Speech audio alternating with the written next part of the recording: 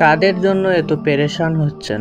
আপনার পরিবারের জন্য, আপনার ছেলে সন্তানের ভবিষ্যতের জন্য। আপনি কি ভাবছেন তারা আপনাকে খুব ভালোবাসেন? তারা যদি আপনাকে ভালোবাসতেনই তাহলে সুদের টাকা গ্রহণ করতে বাধা দিতেন, নামাজ পড়ার জন্য তাগিদ দিতেন। তারা তো আপনার টাকাকে ভালোবাসে। তাহলে কেন তুমি দুনিয়ার মায়ায় ডুবে আছো?